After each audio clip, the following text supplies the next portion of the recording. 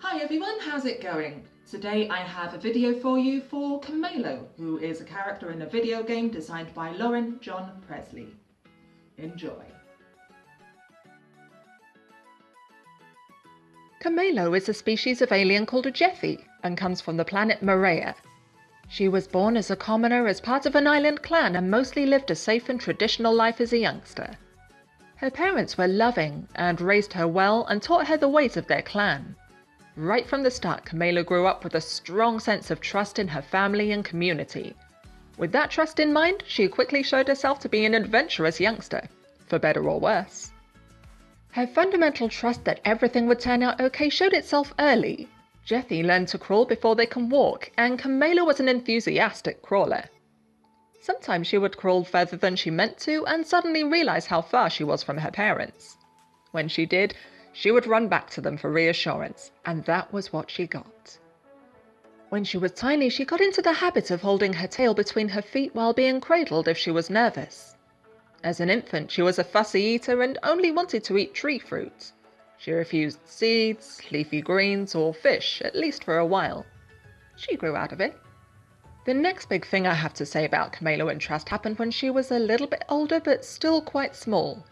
It looks like it happened during her autonomy or initiative phase, but this was so extreme I think she must have regressed. Kameilo got infected with a particularly nasty parasite. She was given a bitter medicine to remove it, but that didn't work, so the only other thing the clan's wise man could do was to surgically remove it. The Marea and Jethi didn't have access to anesthetics, so the surgery was an utter nightmare for Kameilo as she had to be awake and aware the whole time.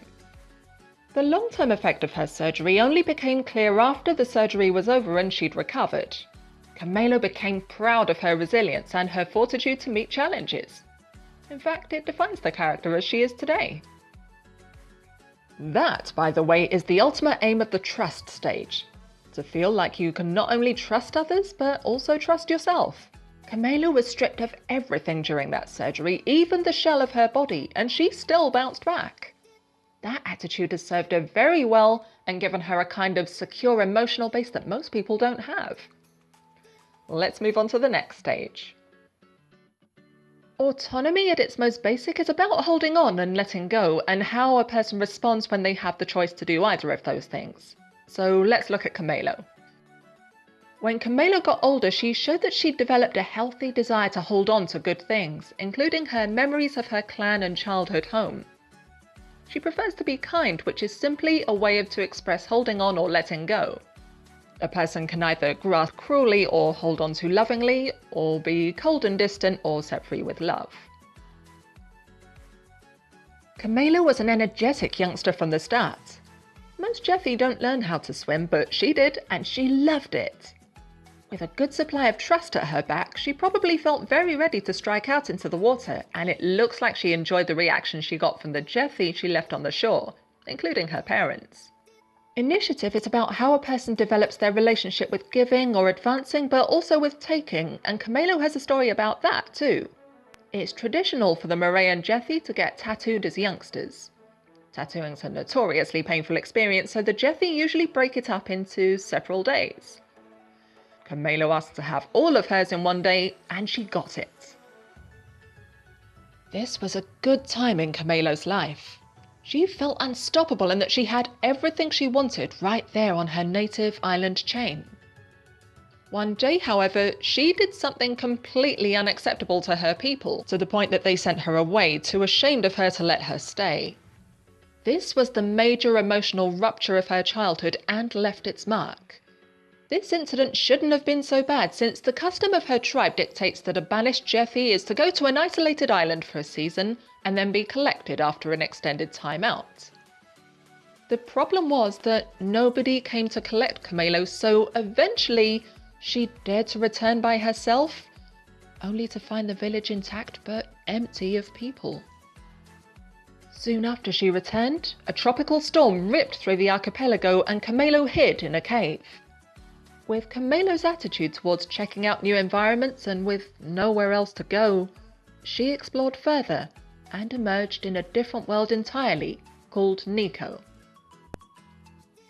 She's never let on why her tribe sent her away, but I think it happened when she'd already mostly resolved this stage, because for the most part she's still energetic and cooperative. And where many others see risk, she sees opportunity, whether that's for practical gain or fun.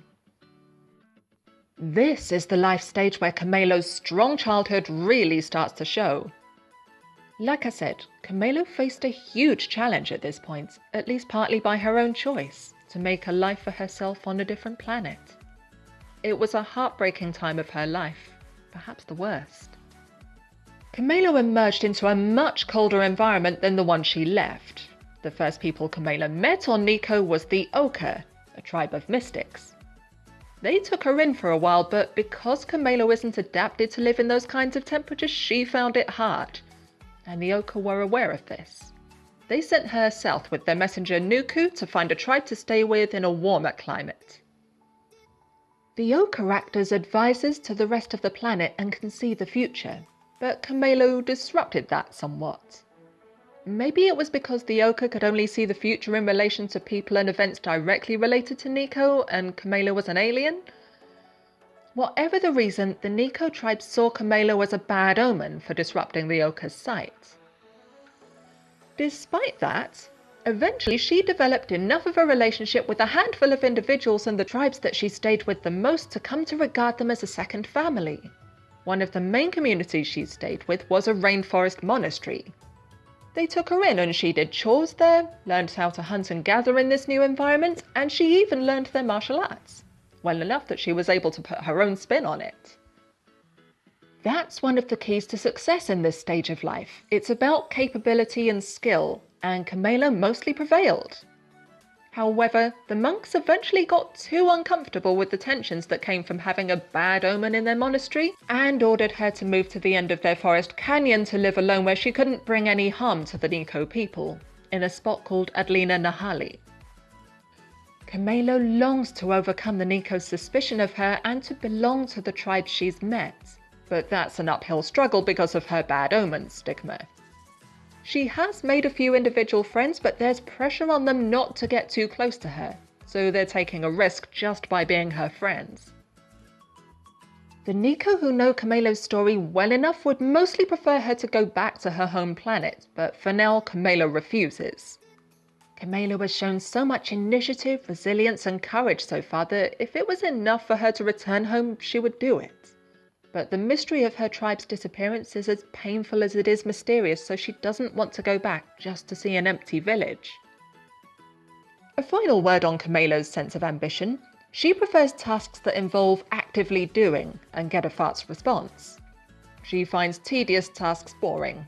Fishing, crafting tools or jewelry and textiles, that kind of thing. Maybe she's put off by the idea of painstakingly looking for clues about her tribe's disappearance, or searching potentially a whole planet for them. Or more than one planet. If she could get to the caves to Nico, so could they. Back when she was still on Marea, Kameilo had a couple of early and innocent crushes. It was assumed that she would grow up to be very pretty, and although some found her adventurous spirit a bit too much, others anticipated that she would grow up to be fiercely protective of her family and people. Her first crush was a Jethi boy who was the son of the chieftain of another tribe, but she only really got to admire him from afar. She managed to speak with him a little, but it didn't go any further than that. Because she wasn't able to get close to him, she looked elsewhere and tried to coax a relationship with one of her childhood friends, another Jethi boy. Incidentally, the one who helped with the initial preparation of her tattoos. That relationship didn't go anywhere either, at least partly because this was the time that Kameilo committed the taboo that led to her being exiled. There are no other Jethi on Nico, so Kameilo has tried having relationships with non-Jethi. For a while she got attached to a tribe member called Tiask who seemed kind and caring at first, but later it turned out that he was a lot more sadistic than she realized. He made a fool of her and then tried to kill her. Kameilo has had a few difficulties with this stage of her life.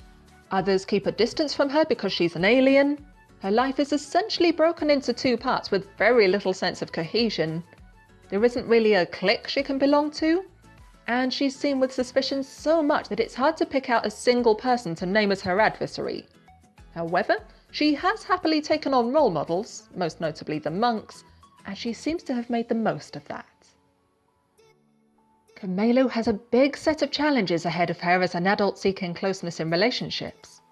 She does the best she can to find friendship and brotherhood among the tribes of Nico, although she's very touchy when it comes to talking about her dismissal from her island tribe. People can get her to start talking about it, but she quickly starts to feel like they're asking too many questions. And when she does, she shuts them down. Beyond the individual friends she's met, she has little reason to affiliate with anybody. Her family of origin cast her out and has gone. The monks found her hard enough to tolerate that they sent her away too, and there are no other Jethi on Nico. When she does meet a romantic or sexual partner, she'll probably struggle to develop intimacy with them. At the time I'm writing this script, Kameilo's current situation is that she's a young woman without a home but well equipped for the present and future. She's learned a lot about life and still gets much of her personal sense of security from her childhood. She wants to return, but the older she gets, the more she changes and the wider her perspective becomes, so it's only going to become more and more difficult for her to return to the idyllic conditions of her childhood. But she's also good at finding things to fight and live for, so even if Kameilo can't return to the start of her life, she will always strive to make a new paradise for herself. If you enjoyed this video, please like and share, and don't forget to subscribe and hit the notification bell. You can find links to Kameilo's creator in the description below. I upload every Monday, so I'll see you in the next video. Goodbye!